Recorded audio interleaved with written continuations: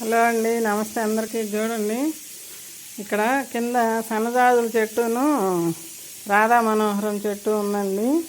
ఇదిగండి, బాగా తీగలు బాగుతుంది. ఇదిగండి, ఇక్కడ పైకి వచ్చేసిందండి. అక్కడ పైన పోస్తున్నాయి పూలు.